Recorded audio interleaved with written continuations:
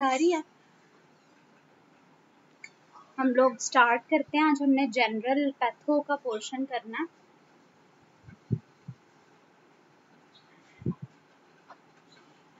और सबसे पहले जो इसमें चीज़ है, बिस्मिल्लाहिर्रहमानिर्रहीम, मेन पॉइंट है हमारे पास, वो ये है कि मेरा फॉन्ट अगर छोटा हो तो मुझे बताइएगा। मैंने आपको पीडीएफ भी शेयर किया हुआ है ग्रुप में, वो भी देख लें। इसके अंदर ये है कि जो हमारे पास होता है ना, सबसे पहले हम लोगों ने जनरल पैथो करनी है। उसमें ये रॉबिन्स आप लोगों ने शायद बुक पढ़ी हो अपनी एमबीबीएस में, तो उसके हवाले से है। और जनरल चीज़ें हैं कि डिजीज़ के अंदर क्या क्या कुछ हो रहा होता है। तो सबसे जो पहला इसका पॉइंट है 323 है, उसमें ये है कि हमारे पास जो ऑर्गन्स होते हैं जिनके अंदर लीस्ट चांसेस ऑफ इन्फेक्शन होते हैं, वो कौन से होते हैं? तो वो हमारे पास लिवर होता है। लिवर के अंदर लीस्ट चांसेस ऑफ इन्फेक्शन होते हैं। क्यों? इन्फेक्शन का मतलब क्या होता है कि जो हमारे पास टिश्यू की जो परमानेंट डेथ हो जाती है, उसको हम इन्फेक्शन कहते हैं। जैसे हमने ऑन्को के अंदर बहुत सारी टर्मिनोलॉजीज को पढ़ा था, यहाँ पे भी हमने टर्मिनोलॉजीज को पढ़ना है। और इन्फेक्शन में टिश्यू डेथ होती है, और टिश्यू डेथ किसकी वजह से होती है? डिक्रीज ब्लड सप्लाई की वजह से होती है। लिवर के अंदर सबसे कम चांसेस होते हैं। क्यों होते हैं इतने कम चांसेस? क्योंकि जो है ना, लिवर के अंदर एनास्टोमोटिक जो होती है ना, वो होती है ब्लड सप्लाई। एक तो होती है उसकी ड्यूअल ब्लड सप्लाई होती है। इसके अंदर हिपैटिक आर्टरी भी होती है, पोर्टल वेन भी होती है जो इसको ब्लड सप्लाई करती है। और प्लस इसके अलावा लिवर जो है, इसके अंदर एक्सीलेंट चांसेस ऑफ रीजनरेशन होते हैं। तो इस वजह से, और यही हमारे पास लिवर होता है जिसके अंदर कहते हैं कि ऑर्गन ट्रांसप्लांट जो होती है, कौन सा ऐसा ऑर्गन होता है जिसके अंदर उसके लीस्ट चांसेस होते हैं रिजेक्शन के, तो वो भी हमारे पास होता है लिवर के, जिसके अंदर 90% केसेस के अंदर जो हमारी ऑर्गन ट्रांसप्लांटेशन होती है वो इफेक्टिव होती है। फिर आपने ना दो तरह के इन्फार्क्ट्स याद रखने हैं। वीनस इन्फार्क्ट्स होते हैं या आर्टीरियल इन्फार्क्ट्स होते हैं। अब वीनस इन्फार्क्ट्स जो होते हैं उनको आपने याद रखना है कि उनके अंदर ना ब्लड सप्लाई, जो भी ऑर्गन होता है जिसका इन्फेक्शन हुआ हुआ है, वो हमारे पास जो है ना, उसके अंदर ये आएगा, या तो वो पेल होगा या वो जो है ना, उसकी ब्लड सप्लाई कॉम्प्रोमाइज नहीं होगी। तो ये हमारे पास 4 ऑर्गन्स है, और इनको आपने वेरी टिल के निमोनिक से याद रखना है। ठीक है, इसमें कौन से हैं हमारे पास? सबसे पहले वेरी से आपने याद रखना है कि इन्फेक्शन की कौन सी टाइप है? वीनस है। वीनस इन्फार्क्ट है तो उसका क्या मतलब होता है? वीनस इन्फार्क्ट को हम लोग रेड इन्फार्क्ट भी कहते हैं, और इसके अलावा इसको हेमोरेजिक इन्फार्क्ट भी कहते हैं। इसके अंदर हमारे पास निमोनिक होता है वेरी टिल वाला, कि वीनस इन्फार्क्ट कौन कौन से ऑर्गन्स के अंदर होता है। टी से आपने टेस्टीज याद रखना है, आई से इंटेस्टाइन, एल से हमारे पास लंग्स है, और एल से ही लिवर है। तो वेरी टिल के निमोनिक से याद रखना है कि टेस्टीज, इंटेस्टाइन, लिवर और जो लंग्स होते हैं, यहाँ पे हमारे पास कौन से वाला इन्फार्क्ट होता है?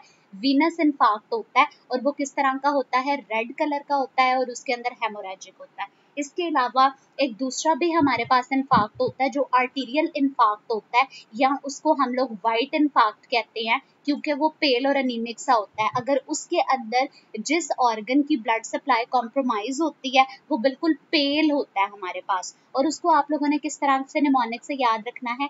SKH के निमोनिक से याद रखना है, यानी शौकत खानम हॉस्पिटल आप कह सकते हैं अपने याद रखने के लिए। अगर कोई और अच्छा निमोनिक आपको समझ आता है तो वो मेरे साथ शेयर कीजिएगा। तो आर्टीरियल जो आपके पास होते हैं इन्फार्क्ट्स, जो कि हमारे पास पेल होते हैं, एनीमिक होते हैं, उनको SKH के निमोनिक से याद रखना है। स्प्लीन, किडनी और हार्ट। ठीक है, इन ये 3 जो होते हैं, इनके अंदर आर्टीरियल होते हैं। और आर्टीरियल क्यों होते हैं?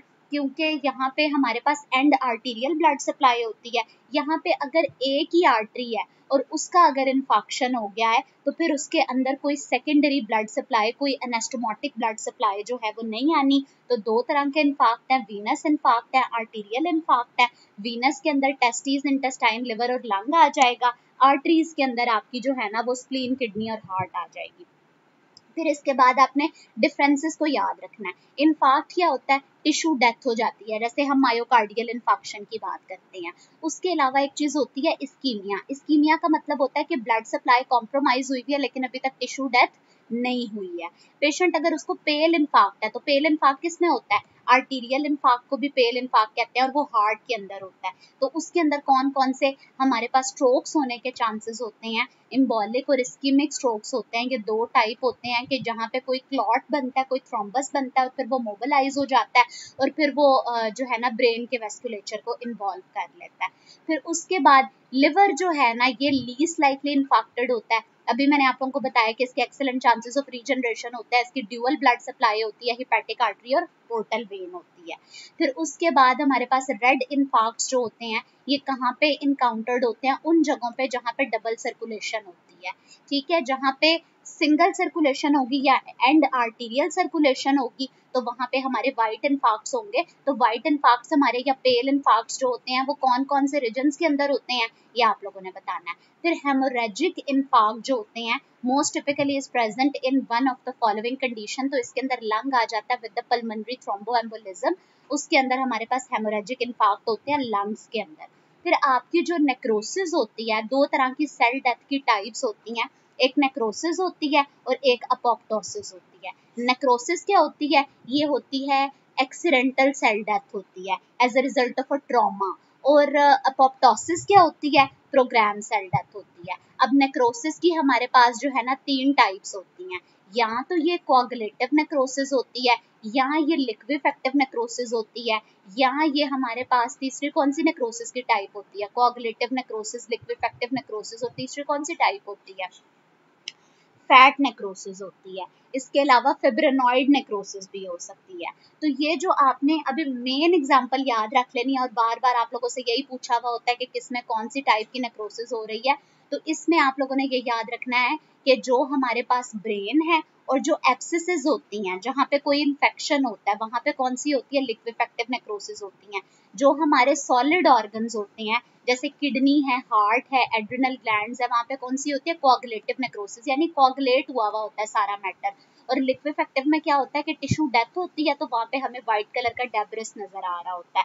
फिर टीबी के अंदर बड़ी unique type of the necrosis होती है, जिसे हम केजियस नेक्रोसिस कहते हैं, कि बड़ा चीजी सा मटेरियल यहाँ पे पड़ा हुआ होता है। टीबी की जब बात होती है, सार्काइडोसिस की बात होती है, तो यहाँ पे मैं आप लोगों के साथ एक चीज शेयर करती हूँ कि यहाँ पे ना हमारे पास क्रोनिक ग्रैन्युलोमेटस नेक्रोसिस होती है। और जब ग्रैन्युलोमेटस नेक्रोसिस होती है तो उसके अंदर दो तरह की होती है, एक तो केजियस होती है और एक नॉन केजियस होती है। तो कोई मुझे बता सकता है कि ये जो नॉन केजियस नेक्रोसिस होती है या जो नॉन केजिएटिंग ग्रैन्युलोमास होते हैं, ये कहाँ पे बनते हैं? ग्रैन्युलोमेटस इन्फ्लेमेशन हमारी टाइप ऑफ द इन्फ्लेमेशन होती है जो कि हमारी उनके अंदर होती है क्रोनिक डिजीजेस के अंदर, और वहाँ पे ग्रैन्युलोमास बन रहे होते हैं।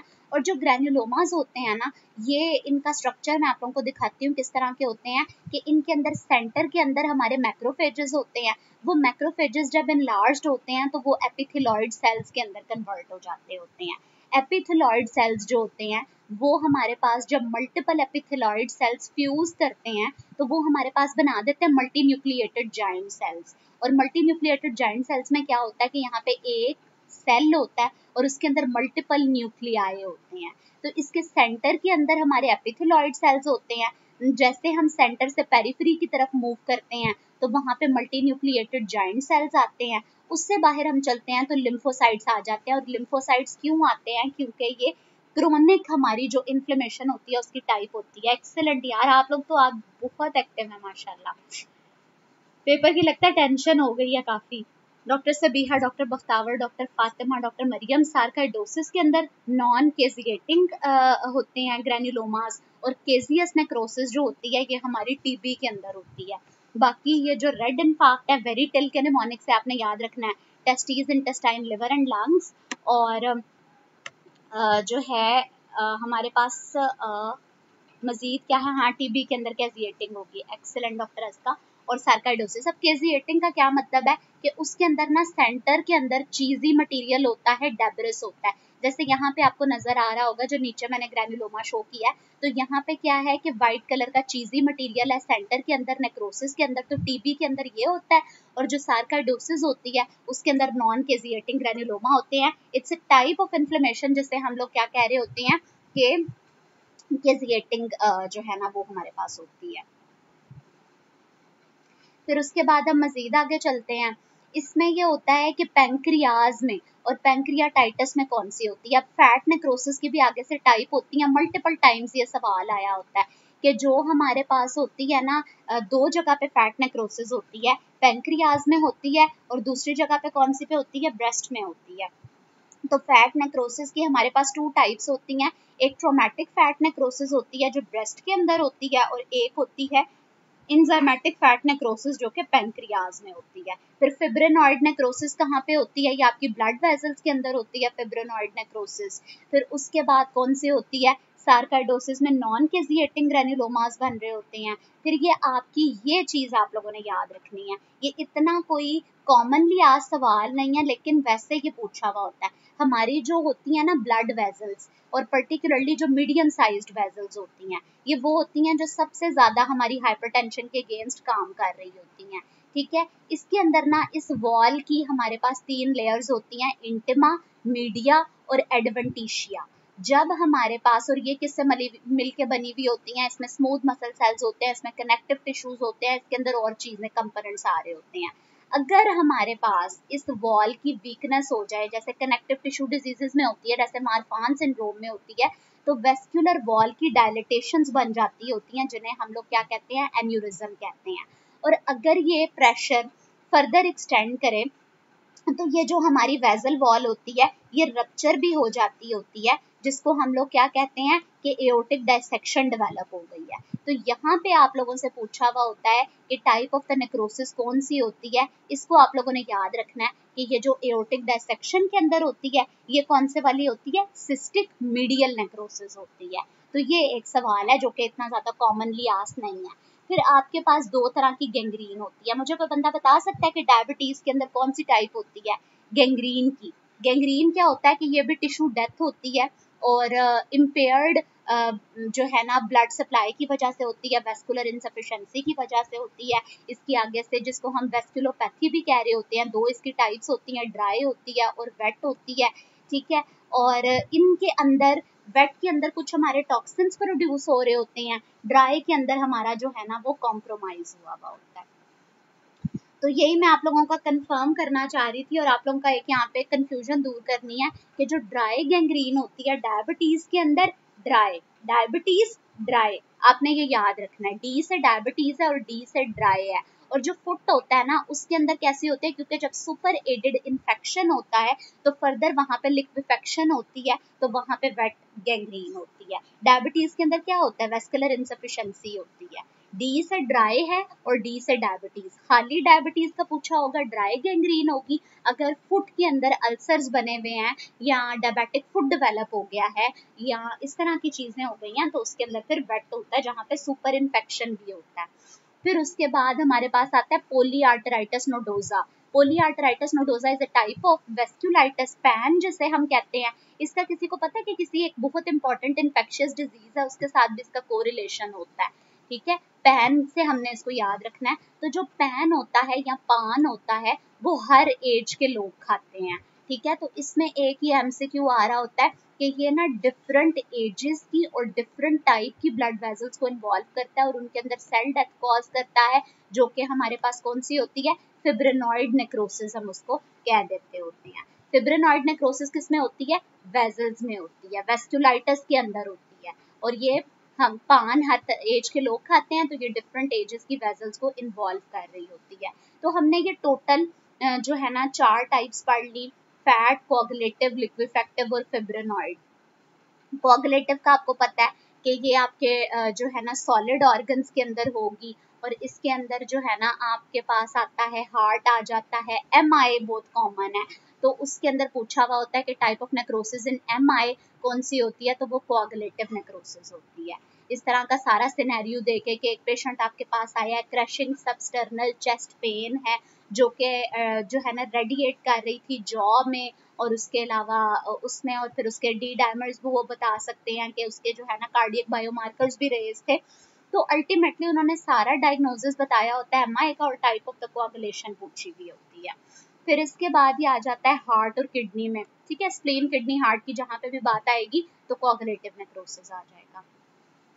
फिर इसके अंदर हमारे पास मज़ीद क्या चीज़ आती है कि जो हमारे होता है, अगर ER के अंदर इस तरह से बंदा प्रेजेंट किया है जिसके अंदर सेवियर चेस्ट पेन है, life supportive treatment was given, he died after 4 days on autopsy, there was coagulative necrosis of anterolateral wall of the left ventricle. तो उसके अंदर जो माइक्रोस्कोपी के ऊपर हमें क्या मिल रहा होता है, कोलेजन, फाइब्रोब्लास्ट और नेक्रोटिक टिश्यू, यानी कि हमें कनेक्टिव टिश्यू भी मिलेगा, हमें मसल के भी कंपोनेंट्स मिलेंगे, मसल के फाइबर्स भी मिलेंगे और नेक्रोटिक टिश्यू भी मिलेगा। स्मॉल इंटेस्टाइन के अंदर किसी ने बताया हुआ था कि इसके अंदर कौन से वाला होता है, वेट गैंग्रीन होती है, सुपरएडेड इन्फेक्शन होता है। ठीक है, अगर ये वाली चीज है कि अगर आपको पूरा इन्होंने सिनेरियो दिया हुआ है कि बंदा था एल्डरली ओबीज मेल था, उसको एथेरोस्क्लेरोसिस डेवलप हो गई थी, एक्यूट एब्डोमिनल पेन, ये जो एक्यूट एब्डोमिनल पेन होती है ना, इसका एक डीडी के अंदर हमारे पास इस्कीमिया भी आ रहा होता है। और ये जो सुपीरियर मेसेंटेरिक आर्टरी होती है, मिड गट की आर्टरी होती है, हमने पिछले दिनों ये भी पढ़ा भी था इसको एब्डोमेन की एनाटमी के अंदर, और इसमें इसको विडोमेकर आर्टरी कह रहे होते हैं। इसकी वजह से जो है ना हमारे पास बहुत ज़्यादा इंटेस्टाइन्स का जो है ना इस्कीमिया होने के चांसेस होते हैं, तो इंटेस्टाइन में भी वेट गैंग्रीन होती है। फिर ब्रेन के अंदर लिक्विफेक्टिव नेक्रोसिस होती है, अगर किसी को स्ट्रोक डेवलप हो गया है तो उसके अंदर, और उसको कौन से वाला इन्फाक्ट है, पेल इन्फाक्ट। पेल इन्फाक्ट का हमें पता है कि वो होगा क्योंकि यहाँ पे जो होती है ना एंड आर्टीरियल सर्कुलेशन होती है, तो वो चीज़ आ जाती है। उसमें कॉज क्या होता है, इस्कीमिक स्ट्रोक। जब स्ट्रोक होता है वेस्कुलर सप्लाई कॉम्प्रोमाइज्ड होती है, तो जिस एरिया को ब्लड नहीं जा रहा होता उसकी डेथ हो जाती है, और जब डेथ हो जाती है तो उसको हम इन्फेक्शन कह देते होते हैं। हेपेटाइटिस बी, एक्सेलेंट, ये जिन्होंने भी टाइप किया है well done. पोलीआर्ट्राइटिस nodosa hepatitis B के साथ एसोसिएटेड होता है। फिर आपके पास ये आ जाते हैं ब्रेन की कोई भी लेजन दी हुई है, आपके पास ये दिया हुआ है कोई एब्सेस दी हुई है, कोई इन्फेक्शन का सिनेरियो दिया हुआ होता है। एक तो चीज़ है ना कि डायरेक्टली पूछ लिया कि इस ऑर्गन के अंदर कौन सी है, एक ही है कि सिनेरियो देके इनडायरेक्टली पूछा हुआ है कि जैसे 68-year-old women suddenly lost consciousness on wakening 1 hour later, she couldn't move her right arm and legs. 2 months later, a head CT scan showed a large cystic area in the parietal lobe. Which of the following pathological processes has mostly likely occurred? तो ये अभी आप लोगों को थोड़ा सा different लग रहा होगा, लेकिन जब आपके पास ऑप्शंस भी आ जाते हैं फिर आप लोग क्लियर कट श्योर हो जाते हैं, क्योंकि वहां पर डिफरेंट नेक्रोसिस की टाइप्स ही होंगी, उनमें से एक आपने पिक करनी होगी। फिर जी अगर पैंक्रियाटाइटिस हो जाता है, एक फीमेल है आपके पास प्रेजेंट करती है, उसको एपिगैस्ट्रिक पेन है, बैक में रेडिएट हो रही है, और उसके बाद जो है ना उसकी वो पैंक्रियाटाइटिस वाला सारा फीचर है, और उसके सीरम लाइपेज जो है वो मार्गली रेज्ड है, तो उसके अंदर कौन सी टाइप ऑफ द नेक्रोसिस होगी फैट नेक्रोसिस की कौन सी टाइप होगी जो कि पैंक्रियाटाइटिस के अंदर होगी, ये आप लोगों ने बताना है। फिर जब ये पूरी हिस्टोलॉजी इन्होंने बताई होती है ना, हिस्टोपैथोलॉजिकल फीचर्स, ये बेसिकली एक तो चीज हमने हिस्टो पढ़ी थी ना कि जिसके अंदर हम लोग कहते थे कि भाई फलाने की एपिथेलियम कौन सी है, नॉर्मल फंक्शंस को पढ़ते थे, नॉर्मल चीजों को हम पढ़ते थे। अब ये हिस्टोपैथोलॉजी है, इसके अंदर हम लोगों ने क्या पढ़ना है, इसके अंदर हमने एबनॉर्मल को देखना है, और एबनॉर्मल में माइक्रो फीचर्स को देखना है। तो उनके अंदर ये होता है कि जब लिवर की हिस्टोपैथोलॉजिकल एग्जामिनेशन कर रहे होते हैं तो उसमें हमें लिम्फोसाइट्स ऑफ जाइंट सेल्स हमें केजियस नेक्रोसिस के साथ मिल रहे होते हैं। तो ये वाला जो फीचर है जाइंट सेल नेक्रोसिस वाला, और जाइंट सेल्स का, लिम्फोसाइट्स का और एपिथेलॉइड सेल्स का, तो ये पूरा ग्रेन्युलोमा का स्ट्रक्चर है जो मैंने आप लोगों को शो किया था, और ये केजियस नेक्रोसिस में होता है। ठीक है जी। फिर सार्काइडोसिस के अंदर नॉन कैजिएटिंग ग्रैन्युलोमास होते हैं, टीबी में कैजिएटिंग ग्रैन्युलोमास होते हैं। ये आप लोगों को पता है। सिफिलिस जो होती है आपकी, उसके अंदर गुमैटस नेक्रोसिस होती है। टर्शरी सिफिलिस के अंदर गुमास बन रहे होते हैं। फिर उसके बाद आता है एन्यूरिज्म। एन्यूरिज्म क्या होता है, लोकलाइज्ड एबनॉर्मल डायलिटेशन होती है ब्लड वेसल वॉल की, जैसे यहाँ पे इन्होंने शो भी किया हुआ नीचे कि एक नॉर्मल ब्लड वेसल उन्होंने दिखाई दिया और उसकी 3 जो है ना वो वेसल वॉल की लाइनिंग्स हैं, ठीक है, एडवेंटिशिया मीडिया और इंटिमा, और एक उसकी सिंगुलर साइड के ऊपर जो है ना वो उसकी डायलिटेशन बनी हुई है जिसमें तीनों लेयर्स आ रही हैं, तो इसको हम कहते हैं कि ये सेक्युलर एन्यूरिज्म है। अगर ये डिफ्यूज हो या फिर फ्यूजी फॉर्म हो तो उसमें दोनों साइड्स पे डायलिटेशन है, जैसे ये मिडल पिक्चर के अंदर है। और एक है फॉल्स एन्यूरिज्म में क्या होता है कि इसमें एक सिंगल लेयर जो होती है उसकी प्रोट्रूजन हुई भी होती है, या 2 लेयर्स की होगी, तीनों जो होती हैं ना लेयर्स वॉल की, वो तीनों प्रोट्रूडेड नहीं होती हैं। तो ये वाली चीज आ जाती है।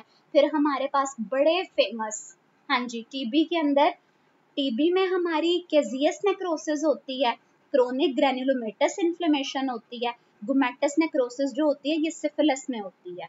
और बाकी सबने बताया हुआ है, डॉक्टर नसरीन, डॉक्टर आमना, डॉक्टर मरियम, डॉक्टर फातिमा के इंजाइमेटिक फैट नेक्रोसिस हमारी जो है ना पैंक्रियाज में होती है, डॉक्टर आयशा ने बताया हुआ, एक्सेलेंट। फिर उसके बाद ये चीज़ है, ये मैं आप लोगों को बता रही थी कि जो एओर्टिक ये आपका होता है जहाँ पे ट्यूनिका मीडिया का नेक्रोसिस हो चुका होता है, जो आपके पास डायसेक्शन हो गई होती है, उसके अंदर सिस्टिक मीडियल नेक्रोसिस होती है। तो इसको क्या कहते हैं, यही एन्यूरिज्म जब फर्दर प्रोलॉन्ग करता है और जब हमारे पास एक पूरी लेयर ही मिस हो जाती है, उसकी डेफिशिएंसी, उसकी डेथ हो जाती है, तो उसको हम कहते हैं डायसेक्टिंग एन्यूरिज्म, यानी डायसेक्शन हो गई है, कट पट गया है अब वो हिस्सा, ठीक है। उसके बाद जी फिर आपके पास आ जाती है सेक्युलर एन्यूरिज्म। इसमें क्या होता है, स्फेरिकल आउट पाउचिंग होती है और ये सिर्फ एक portion of the blood vessel को इन्वॉल्व करती है। फ्यूजिफॉर्म के अंदर क्या होता है, सर्कमफेरेंशियल डायलिटेशन होती है, ये पूरी लेंथ को इन्वॉल्व कर रही है, पूरे सर्कमफेरेंस को इन्वॉल्व कर रही है, जबकि यहाँ पे एक सिर्फ सिंगल सर्कुलर जो है ना आउट पाउचिंग है जो स्फेरिकल है। फॉल्स एन्यूरिज्म में आपका जो है ना वो सिर्फ 2 लेयर्स आ सकती हैं, तो इस तरह करके हो सकता है। हम लोग पढ़ रहे हैं एन्यूरिज्म को, और एन्यूरिज्म में हमने पढ़ा है कि ट्रू एन्यूरिज्म होते हैं और फॉल्स एन्यूरिज्म होते हैं। फॉल्स के अंदर जो हमारी वेसल वॉल की लाइनिंग होती है, उनकी डायलिटेशन होती है, जब उसके अंदर 1 और मोर लेयर्स इन्वॉल्व हैं, तो वो जो है ना हमारे पास फॉल्स एन्यूरिज्म है। जब उसके अंदर कंप्लीट स्फेरिकल है, तो वो हमारे पास कौन से वाला है, फ्यूजिफॉर्म है। आप लोग थोड़ा सा वो चल रहे हैं, स्लो चल रहे हैं मुझे लगता है, या मेरी स्पीड बहुत ज्यादा हो गई है। फैट नेक्रोसिस की 2 टाइप्स होती हैं, एक ट्रॉमेटिक फैट नेक्रोसिस होती है और एक इंजाइमेटिक फैट नेक्रोसिस होती है। जो ट्रॉमेटिक होती है वो ब्रेस्ट में होती है, जो इंजाइमेटिक होती है वो पैंक्रियाज में होती है। ठीक है जी, डॉक्टर नबीला ने पूछा हुआ था। उसके बाद चलें मैं स्लो करती हूँ थोड़ा, असल में हम लोगों ने कवर आज बहुत ज़्यादा करना है, और इसलिए मुझे ये था, और मुझे ये भी आइडिया था कि आप लोगों ने किया हुआ है। हम करते हैं, हम स्लो स्लो ही करते हैं, ठीक है, टेंशन ना लें आप लोग। डायसेक्टिंग एन्यूरिज्म का मैंने आपको बताया था कि जो डायसेक्शन होती है उसके अंदर क्या होता है कि उसके अंदर जो हमारी वेसल वॉल की लाइनिंग होती है उसके अंदर टेयर आ चुका होता है, वो टूट चुकी होती है। जैसे यहाँ पे आप देखें तो आपको हल्की सी ना वाइटिश सी लाइन नजर आ रही होगी, ये यहाँ पे है और ऊपर है, दरमियान में से ये मिसिंग है, जहां से ये मिसिंग है वहां पे टेयर आ चुका है, वहां पे डायसेक्शन हो चुकी है। आप लोगों ने सुना होगा कि एओर्टिक डायसेक्शन होती है तो उसके अंदर बिल्कुल टेयरिंग चेस्ट पेन होती है, सेंटर के अंदर होती है और वो बैक की तरफ रेडिएट कर रही होती है, ठीक है। और इसका एक बड़ा जो करेक्टरिस्टिक फीचर होता है वो ये होता है कि इसके अंदर अनइक्वल बीपी होता है आर्म्स के अंदर, ठीक है। इसको क्या कहते हैं, जो है ना रेडियो फेमरल डिले कह रहे होते हैं या रेडियो रेडियल डिले कह रहे होते हैं, ये बड़ा इसका करेक्टरिस्टिक फीचर है। दूसरा क्या होता है, मीडियास्टिनल वाइडनिंग हुई हुई होती है, तो आपका चेस्ट के अंदर जो पूरी मीडियास्टिनल कैविटी इन्होंने दिखाई हुई होती है ना, वो हमारे पास बहुत ज्यादा डायलेट हो चुकी होती है, मीडियास्टिनल वाइडनिंग हुई हुई होती है, ठीक है जी। और ये लेटर ऑन हमारे पास इसकी वजह से एओर्टिक डायसेक्शन है ना, तो रप्चर के अंदर जा सकता है या पेरिकार्डियल टेम्पोनेड हो सकता है। जैसे ये अगर हमारे पास हार्ट लोकेटेड है, तो हार्ट की जो सराउंडिंग कवरिंग है जिसे हम पेरिकार्डियम कह रहे होते हैं, तो उस पेरिकार्डियम की जो है ना वो हमारे पास हो सकती है डायलिटेशन, उसके अंदर फ्लूइड एक्यूमुलेट कर सकता है रप्चर की वजह से, तो वो पेरिकार्डियल इफ्यूजन के अंदर चली जाती है। आप लोगों ने 3-4 बातों को याद रखना है। मैं फिर से स्टार्ट करती हूँ कि सबसे पहले जो चीज़ थी वो हमारे पास था एन्यूरिज्म। एन्यूरिज्म में क्या हुआ, वेसल वॉल की डायलिटेशन हो गई। अगर वो डायलिटेशन बर्दाश्त के काबिल थी तो ठीक था, अगर वो उससे ज्यादा हो गई तो वेसल वॉल रप्चर कर जाएगी। जब रप्चर करेगी तो वो डायसेक्शन हो जाएगी।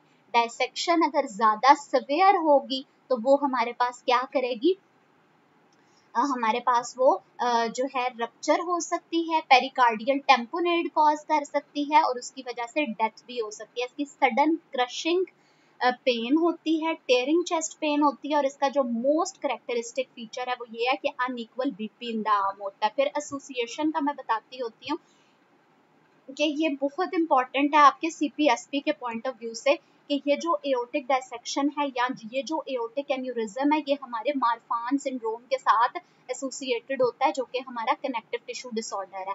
फिर ये जो आपका एन्यूरिज्म होता है ना, इसका बाकी और कोई फीचर नहीं होता, सिर्फ ये होता है कि यहाँ पे हीमाटोमास बन जाते हैं और पल्सेशंस हमें फील हो रही होती हैं। जैसे आर्टरी होती है ना, जैसे हम रेडियल पल्सेशंस को फील करते हैं उस तरह की पल्सेशंस हो रही होती हैं। तो दिस वाज ऑल अबाउट जो हम डायसेक्शन कर रहे थे और जो हम एन्यूरिज्म पढ़ रहे थे। फिर बेरी एन्यूरिज्म का आप लोगों को पता है ये किस तरह का होता है कि हमारा ना इस तरह करके सर्कल ऑफ विलस होता है जो हमारे ब्रेन के अंदर प्रेजेंट होता है और इसके अंदर ना डिफरेंट आर्टरीज एक दूसरे से कम्युनिकेट कर रही होती हैं। तो यहाँ पे ना हमारे पास एंटीरियर सेरेब्रल आर्टरीज होती हैं। तो जो दो एंटीरियर सेरेब्रल आर्टरीज होती हैं ना वो एक दूसरे के साथ ज्वाइन होती हैं और वो जो ज्वाइन होती हैं ना उसको क्या कहते हैं, एंटीरियर कम्युनिकेटिंग आर्टरी कहते हैं। तो ये जो एंटीरियर कम्युनिकेटिंग आर्टरी होती है ना इसकी जब डायलिटेशन हो जाती होती है सर्कल ऑफ द विलस के अंदर तो उसको हम लोग क्या कहते हैं, बेरी एन्यूरिज्म। और जब एन्यूरिज्म एक जगह पे बनता है तो वो कोई सिस्टेमिक डिफेक्ट की वजह से होता है, फिर वो सिर्फ एक जगह पे नहीं बनता, फिर वो मल्टीपल ऑर्गन्स के अंदर बनता है। तो ब्रेन के अंदर बेरी एन्यूरिज्म होते हैं और इनके रप्चर होने की वजह से सब एरेक्नोइड हेमरेज हमारे पास होने के चांसेस होते हैं। ये इन्होंने आगे बताया भी है। कोई मुझे बता सकता है कि सब एरेक्नोइड जो हेमरेज है उसका हमें एलपी के ऊपर क्या फीचर मिल रहा होता है? मैंने आप लोगों के लिए बहुत स्पेसिफिक कर लिया, पहले मैं सिर्फ पूछने वाली थी कि इसका कौन सा कैरेक्टरिस्टिक फीचर होता है। तो मुझे कोई बता सकता है एलपी के ऊपर या सीएसएफ एग्जामिनेशन के ऊपर सब एरेक्नोइड हेमरेज जो होता है इसका क्या फीचर हमें मिल रहा होता है?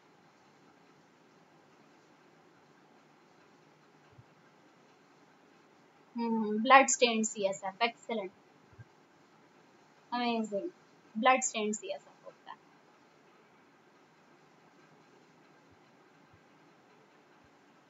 बिल्कुल जी। उसके बाद फिर हम लोग आगे चलते हैं। Let me connected to the one more thing.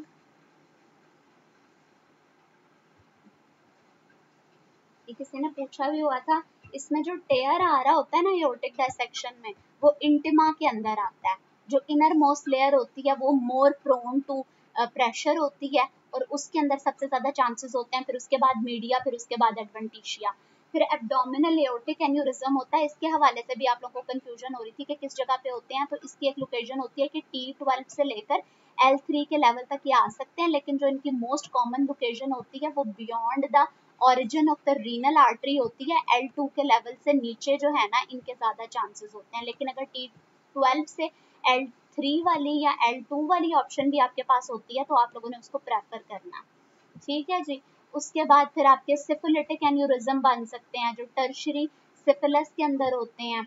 तो इसके अंदर कौन सी होती है कि वाजा वजोरम होता है। वाजा वजोरम कौन सी होती है कि वेजल्स की भी वेजल्स होती हैं, जो ब्रांचिंग वेजल्स होती हैं उनकी नेक्रोसिस हो जाती है उनके ट्यूनिका मीडिया की और ट्री बार्क अपीयरेंस होती है। हाँ जी, डॉक्टर जवेरिया ने बताया। इसको क्या कहते हैं, वर्स्ट हेडेक जो होती है इसको थंडर क्लैप हेडेक कहते हैं। Worst headache of the life इसको कह रहे होते हैं सब एरेक्नोइड हेमरेज में जो होती है। फिर जी ये देखें कि कितना एमसीक्यू रिपीटेड है। जो मैं आप लोगों को कह रही थी मीडियल नेक्रोसिस होती है, ये इसकी एक क्रोनिक कंडीशन, इसका रिस्क फैक्टर ये होता है कि पेशेंट जो है उनके अंदर क्रोनिक हाइपरटेंशन होती है। फिर उसके बाद सिवियर चेस्ट पेन होती है रेडिएटिंग टू बैक। और डायसेक्टिंग एओर्टा और डायसेक्टिंग एन्यूरिज्म में इन्होंने पूछा हुआ होता है कि कौन सी टाइप ऑफ द नेक्रोसिस है, तो सिस्टिक मीडियल नेक्रोसिस जो होती है इसके अंदर वो कॉमन होती है। फिर उसके बाद ना ये जो आपकी एओर्टिक डायसेक्शन, दो चीजें हैं। एक चीज है जो आपका एओर्टिक एन्यूरिज्म है। जो एओर्टिक एन्यूरिज्म है ना वो आपके मार्फन सिंड्रोम के साथ एसोसिएटेड होता है। और ये जो आपकी एओर्टिक डायसेक्शन होती है यहाँ आपकी एक कंडीशन होती है कोआक्टेशन ऑफ एओर्टा, जहाँ पे क्या होता है कि यूजुअली ये जो हमारा एओर्टा होता है ना जब ये लेफ्ट वेंट्रिकल से अराइज करता है ना तो इसके ना जो जहाँ पे इसे वो अराइज कर रही होती है तो वहां पे इसकी ना कंप्रेशन हो जाती है रिब के जरिए से। तो यहाँ पे एक इसको कहते हैं कोएक्टेशन ऑफ एओर्टा, और ये पोस्ट डक्टल जो है ना वो भी इसको कह रहे होते हैं कि पोस्ट डक्टल होती है या प्री डक्टल होती है। इसकी दो टाइप्स होती हैं कोएक्टेशन ऑफ एओर्टा की। बेसिकली एओर्टा की नैरोइंग हुई भी होती है, उसकी कंस्ट्रक्शन हुई भी होती है, और इसकी जो अपीयरेंस होती है ना वो बिल्कुल फिगर ऑफ 3 की तरह से होती है। ठीक है, सेंटर से ये जो है ना कंस्ट्रक्टेड होता है, और ये हमारे फिगर ऑफ 3 की तरह से इसकी अपीयरेंस होती है। और पोस्ट डक्टल जो होती है उसके अंदर क्या होता है, एब्डोमिनल एओर्टा इटसेल्फ जो स्टार्ट होता है वो T12 से लेके L4 तक के लेवल तक होता है। थोरेसिक एओर्टा जो हमारे पास होता है जिसको हम कहते हैं डिसेंडिंग थोरेसिक एओर्टा, वो T4 से लेकर T12 तक के लेवल तक होता है, L4 तक आएगा। अच्छा, जो आप एन्यूरिज्म अगर पूछ रहे हैं तो एन्यूरिज्म का लेवल जो होता है वो T12 से लेकर L3 तक आता है, सर्कल ऑफ विलस सबअरेकनॉइड स्पेस के अंदर होता है। बिल्कुल, थोरेसिक एओर्टा को और एब्डोमिनल एओर्टा को याद रखना है। यही जिनका एन्यूरिज्म डेवलप हुआ है, जो हमारी एंटीरियर कम्युनिकेटिंग आर्टरी होती है ना, यही रप्चर करती है। सर्कल ऑफ विलस का मेनली रप्चर होता है, और इसी वजह से जो CSF होता है वो ब्लड स्टेन्ड होता है, क्योंकि जो सेरिब्रोस्पाइनल फ्लूइड होता है वो कौन सी स्पेस के अंदर होता है, सबअरेकनॉइड स्पेस के अंदर होता है। उसी सबअरेकनॉइड स्पेस के अंदर मेन वेस्कुलेचर होता है, उसी सबअरेकनॉइड स्पेस के अंदर हमारा जो है ना वो होता है सर्कल ऑफ विलस होता है। इसी वजह से CSF जो होता है वो ब्लड स्टेन्ड होता है। और एंटीरियर कम्युनिकेटिंग आर्टरी जो डायलेटेड होती है, जो प्रोन टू रप्चर होती है, वो वही होती है। एंटीरियर सेरेब्रल आर्टरीज जो होती है ना दोनों, वो जहाँ पे कनेक्ट करती हैं वहीं पे हमारे पास बनती है एंटीरियर कम्युनिकेटिंग आर्टरी। ठीक है डॉक्टर, वैस क्लियर हुआ आपको? उसके बाद फिर हमारे पास आता है 30-year male died suddenly after a sudden rise in blood pressure. On autopsy, the ruptured vessel completely lacked the tunica intima at the point of aneurysm. The most likely, अगर कोई एक लेयर एब्सेंट है या lacking है ना, तो इसका मतलब क्या है, डायसेक्टिंग एन्यूरिज्म है। फिर उसके बाद thrombus in the artery to retina. ये जो रेटिना है इसके अंदर भी एंड आर्टीरियल ब्लड सर्कुलेशन होती है। तो अगर रेटिनल आर्टरी के अंदर किसी जगह पे एक थ्रोम्बस आ जाएगा तो वहां पे तो आगे ब्लड सप्लाई जानी ही नहीं, तो उसका इंफेक्शन हो जाना है। फिर उसके बाद transformation of macrophages to epithelioid cells. Aneurysm में नेक्रोसिस नहीं होती है, जहां पे डायसेक्शन होती है ना वहां पे नेक्रोसिस होती है। डायसेक्शन का मतलब है कि वो एक लेयर पूरी एब्सेंट हो गई है। ठीक है, जैसा कि हमारे पास एओर्टिक डायसेक्शन होती है तो वहां पे ट्यूनिका इंटिमा जो होती है उसका कंप्लीट डेथ हो जाती है, उसकी जो है ना वो हो जाती है जो सिस्टिक मीडियल नेक्रोसिस है वो उसकी हो जाती है। जबकि सिंपल जो एन्यूरिज्म है, dissection is a complication of aneurysm. अगर डायसेक्टिंग एन्यूरिज्म भी इन्होंने लिखा था ना तो इसका मतलब है कि डायसेक्शन हो चुकी है। अब एन्यूरिज्म में किसी टाइप की नेक्रोसिस नहीं होती, डायसेक्शन में नेक्रोसिस होती है। कॉन्सेप्ट क्लियर रखना अपना। फिर उसके बाद transformation of macrophages to epithelioid cells. और अगर किसी तरह की कंफ्यूजन होती है तो मुझे वहीं पर रोक देना, ठीक है doctor Mukhtawar? Transformation of macrophages to epithelioid cells in the chronic granulomatous inflammation is mainly brought about by which one of the following. तो ये जो मैक्रोफेजेस की कन्वर्जन होती है एपिथेलॉइड सेल्स के अंदर, ये कौन करते हैं, इंटरफेरॉन गैमास करते हैं। इंटरफेरॉन गैमा, IFN गैमा लिख रहे होते हैं हम इसको। फिर उसके बाद ड्राई गैंग्रीन आपकी टाइप 2 डायबिटीज मेलाइटस के अंदर होती है। अगर इसकी कॉम्प्लिकेशन डेवलप हो गई है वनास diabetes with common complication in limbs, तो ड्राई गैंग्रीन होती है। अगर सुपर इम्पोज्ड बैक्टीरियल इन्फेक्शन भी हो जाता है तो फिर आपके पास वेट गैंग्रीन आएगी या गैंग्रीनस नेक्रोसिस आएगी। नेचुरल डिफेंस अगेंस्ट कैंसर, तो ये हमारे अपोप्टोसिस होते हैं। एन्यूरिज्म का मतलब है एबनॉर्मल डायलिटेशन, एंड डायसेक्शन का मतलब है कि एक लेयर ही डिसॉल्व हो गई हुई है। बिल्कुल डॉक्टर जवेरिया।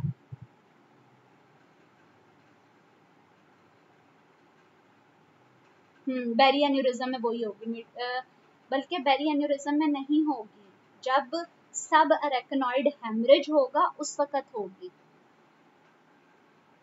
ये डायसेक्टिंग एन्यूरिज्म इन्होंने पूछा था। डायसेक्टिंग एन्यूरिज्म की बात आएगी फिर मीडियल नेक्रोसिस आनी है। बेरी एन्यूरिज्म का भी क्या मतलब है कि वो जैसा कि मैं आप लोगों को बना के दिखाती हूँ, इधर मेरी इतनी ड्राइंग भी अच्छी नहीं है और कीपैड का भी मुझे इतनी कोई वो नहीं है, प्रैक्टिस, लेकिन मैं कोशिश करती हूँ, और मैं अगर पिक्चर हो सका तो मैं आपको वो शेयर करूँगी नेट से, ठीक है।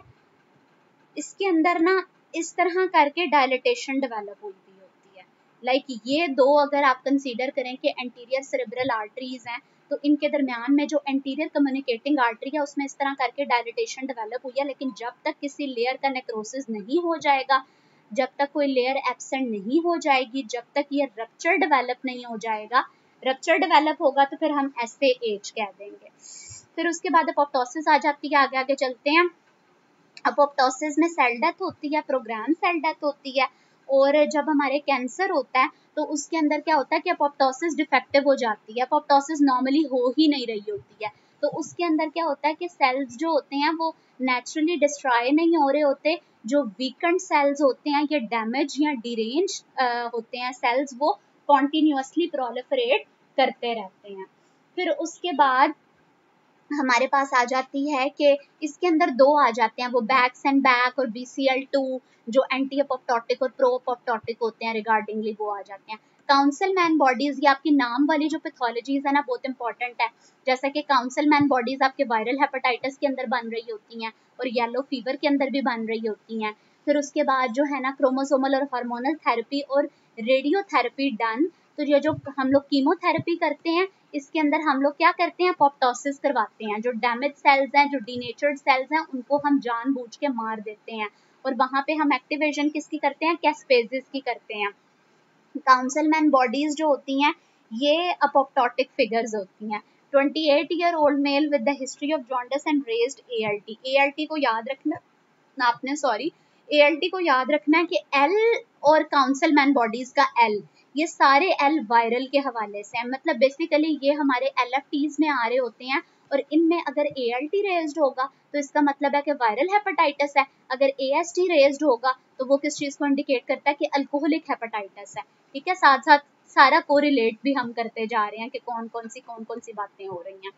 फिर उसके बाद अपोप्टोसिस में क्या होती है, प्रोग्राम सेल डेथ। नेक्रोसिस में क्या होती है, एक्सीडेंटल सेल डेथ। किसी को पता है इस्कीमिया का और हाइपोक्सिया का क्या डिफरेंस होता है? ये आप लोगों ने मुझे बताना है, हाइपोक्सिया और इस्कीमिया का क्या डिफरेंस होता है। फिर हाउ डज ट्यूमर रिग्रेसेस, जब हम लोग हार्मोनल थेरेपी देते हैं तो हम अपोप्टोसिस करवाते हैं। यानी कोई भी चीज जो हमने कैंसर के ट्रीटमेंट के लिए देनी है उसमें हम लोगों ने जो है ना अपोप्टोसिस को एक्टिवेट करना है, क्योंकि वो नेचुरल बॉडी का डिफेंस मैकेनिज्म होता है अगेंस्ट द कैंसर। उसके बाद कीमोथेरेपी दे रहे हैं, चाहे हम रेडियोथेरेपी कर रहे हैं, सब में हमने अपोप्टोसिस करवानी है। और अपोप्टोसिस किसके जरिए से इंड्यूस्ड होती है, ऑन्कोसप्रेसर्स के थ्रू। ऑन्कोसप्रेसर्स कौन से होते हैं, जो ट्यूमर सप्रेसर जीन्स होती हैं जो हमारे ट्यूमर की प्रोडक्शन को प्रिवेंट करते हैं। और भी बाकी लोग भी बताएं हाइपोक्सिया और इस्कीमिया का क्या डिफरेंस है, ये आप लोगों ने बताना है, फिर मैं आप लोगों को क्लियर करती हूँ। बैक्स एंड बैक जो होते हैं ना, ठीक है, उसको आप लोगों ने याद रखना है कि बकना बस करो। तो वो लोग बकना बस करवाते हैं जो कि बड़े प्रो होते हैं। तो वो जो है ना प्रो अपोप्टोटिक होते हैं, बस याद रखने के लिए, कोई ऑफेंस नहीं है, ठीक है। तो ये बैक्स और बैक आपके प्रो अपोप्टोटिक है और BCL2 जो है ना ये आपका एंटी अपोप्टोटिक है। फिर उसके बाद BCLX जो है ना ये भी आपका एंटी अपोप्टोटिक है। इनकी एक्टिवेशन करवाएंगे हम लोग। फिर उसके बाद जी हमारे पास आ जाती है women with the promyelocytic leukemia presented with the pictures of the councilman bodies was given eosinophilic cytoplasm mechanism involved was apoptosis। ये सारे आपके जो है ना ये आपके अपोप्टोसिस के बारे में है।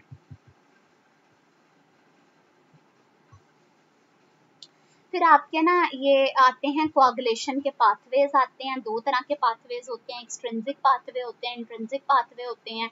और एक्सट्रिंसिक में क्या होता है कि जब हमारी कोई एक्सटर्नल ट्रॉमा होता है, टिश्यू ट्रॉमा होता है, तो तब ये पाथवे होता है जो ब्लड क्लॉटिंग एक्टिवेट करता है।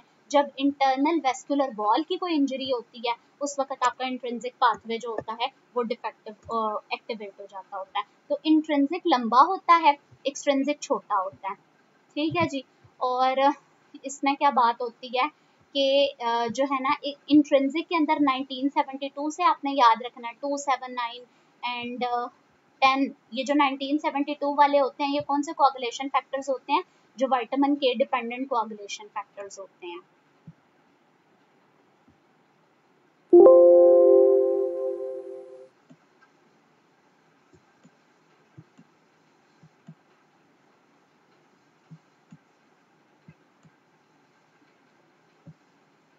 ये आपका एन्यूरिज्म डेवलप हुआ है, इसमें थोरेसिक एओर्टिक एन्यूरिज्म है और एब्डोमिनल एओर्टिक एन्यूरिज्म है। और एब्डोमिनल को आप देखें कि ये beyond the origin of the renal artery जो है ना वो अराइज किया हुआ है।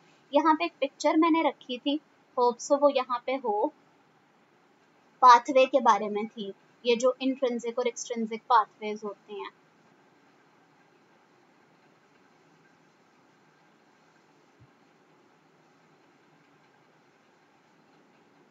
ये इसमें अगर आप इंट्रिंसिक देखें ना, तो सबसे पहले ये पूरा कास्केड ऑफ रिएक्शन होता है, एक फ्लो चार्ट की फॉर्म में इन्होंने शो किया हुआ है। सबसे पहले हमारा 12 होता है कोआगुलेशन फैक्टर, वो एक्टिवेट होता है, फिर उसके बाद 11 होता है, फिर 9 होता है, और एक्सट्रिंसिक में सिंगल फैक्टर इन्वॉल्व होता है, टिश्यू फैक्टर 7, जो कि 7A में कन्वर्ट होता है।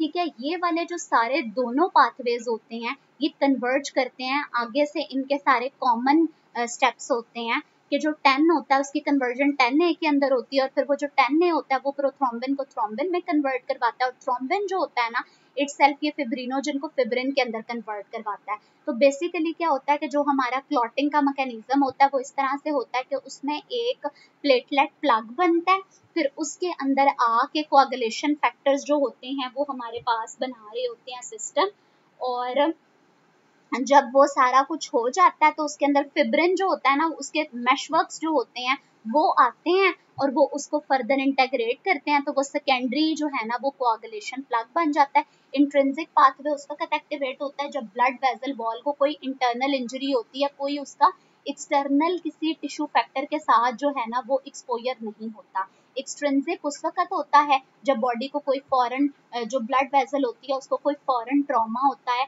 उस वक्त एक्सट्रिंसिक आउटसाइड के लिए होता है और इंट्रिंसिक इनसाइड के लिए होता है। तो ये जो है ना दो थे, जब 12, 11, 9 और 10 की बात आएगी तो आपने इंट्रिंसिक को याद करना है, जब 7 की सिंपली बात आएगी तो आपने एक्सट्रिंसिक को याद रख लेना। फिर जी इंट्रिंसिक पाथवे में सब एंडोथेलियल कोलेजन जो होता है ना उसके थ्रू इसकी एक्टिवेशन होती है। ये आप लोगों ने क्या बताया हुआ है, जस्ट वेट अ मिनट।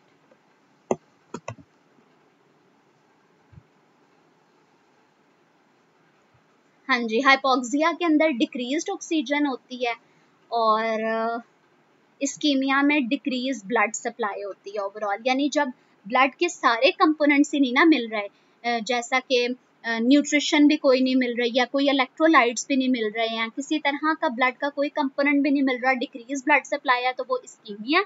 और हाइपोक्सिया में सिर्फ ऑक्सीजन हमारे पास डिक्रीज होती है, ब्लड का सिर्फ एक कंपोनेंट डिक्रीज है, और hypoxia can lead to ischemia as well. Excellent, बिल्कुल ऐसा ही है, हाइपोक्सिया में ऑक्सीजन कम होगी और इस्कीमिया के अंदर overall blood supply to the organ जो है वो कॉम्प्रोमाइज्ड होगी। फिर इसके बाद जी यहाँ पे आपका इंट्रिंसिक पाथवे है, इसको आपने देख लिया कि यहाँ पे इसकी जब हमने एक्टिविटी को असेस करना होता है ना इंट्रिंसिक पाथवे की, तो हम एपीटीटी के लेवल्स करवाते हैं जो हमारी एक्टिवेटेड पार्शियल थ्रोम्बोप्लास्टिन टाइम होता है। एक्सट्रिंसिक के लिए हम लोग पीटी प्रोथ्रोम्बिन टाइम जो होती है उसकी एक्टिवेशन करवा रहे होते हैं, उसका हम लोग जो है ना टाइम ड्यूरेशन उसको मैनेज करते हैं। जैसा कि हमारे हीमोफीलिया के अंदर जो है ना 8, 9 और 11 फैक्टर्स डेफिशिएंट होते हैं, तो वहाँ पे हम एपीटीटी जो होता है वो हमारे पास प्रोलॉन्ग होता है। फिर एक हमारे पास कोएगुलेशन फैक्टर होता है कि जिसकी डेफिशिएंसी की वजह से कोएगुलेशन होती है रादर देन ब्लीडिंग। किसी को पता है कौन सा होता है?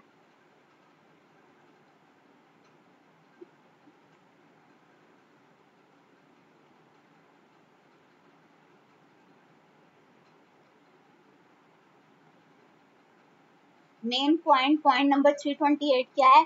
In intravascular damage what is activated first by coming into contact with the collagen. तो सबसे जो पहले फैक्टर जो है ना जो हमारे सब एंडोथेलियल कोलेजन के साथ एक्सपोजर की वजह से एक्टिवेट होता है वो फैक्टर 12 होता है, जो इंट्रिंसिक का सबसे पहले वाला होता है।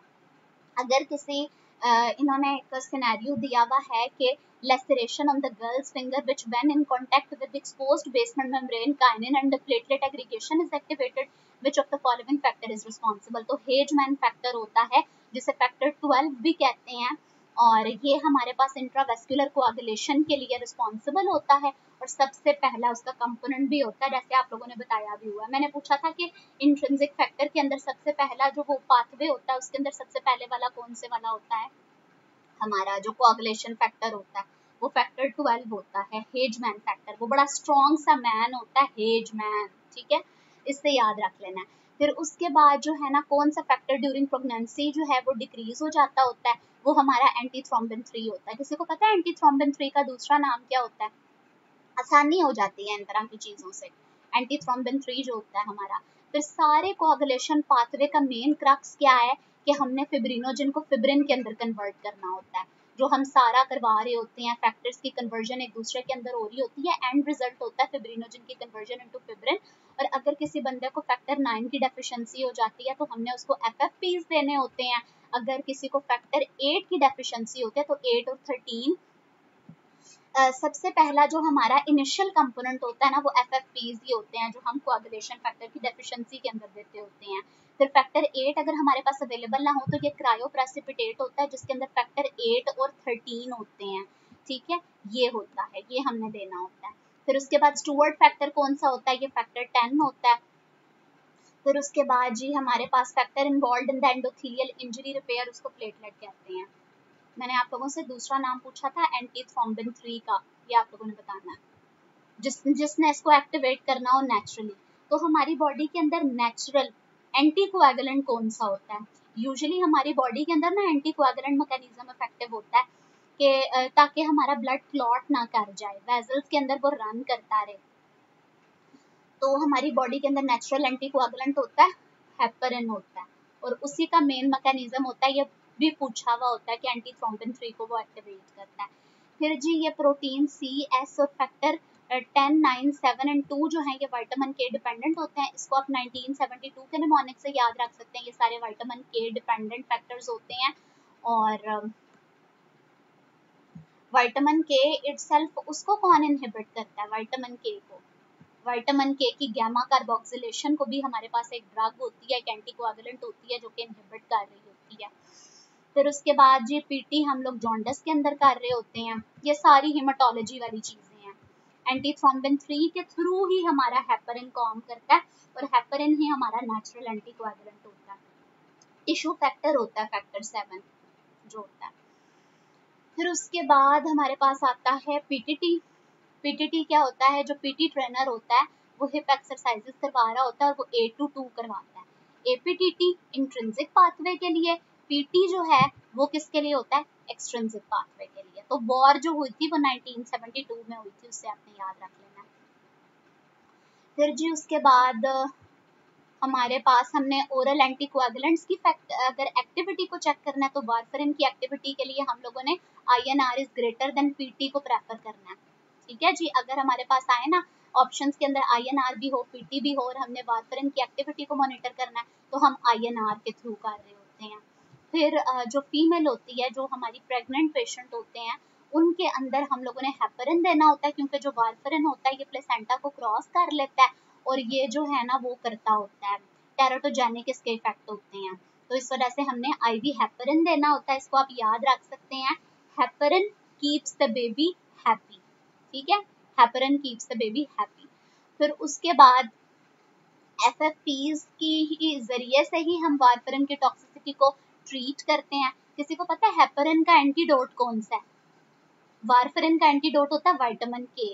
अगर वारफरिन की टॉक्सिसिटी हो जाए ना तो इमीडिएटली हमने FFPs देने होते हैं, और अगर वो ना रुके, क्योंकि इसकी टॉक्सिसिटी होगी तो ब्लीडिंग होगी, ब्लीडिंग होगी तो ब्लड की डेफिशिएंसी हो जाएगी, हम FFPs देंगे जिसके अंदर नेचुरली एंटीकोएगुलेंट्स कंटेन्ड होते हैं।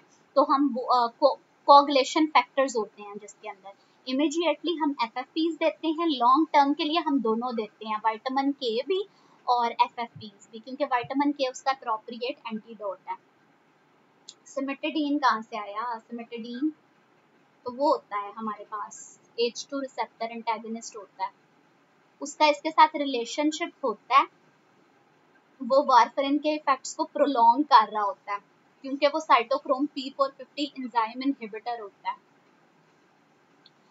फिर जी हमारे पास और कौन कौन से आते हैं, हेपरिन फैक्टर 10A को एक्टिवेट उसके थ्रू उसके साथ बाइंड करता है, थ्रोम्बिन के साथ बाइंड करता है, ठीक है। हेपरिन ने एक्टिवेटेड फैक्टर 10 को इनहिबिट करना होता है।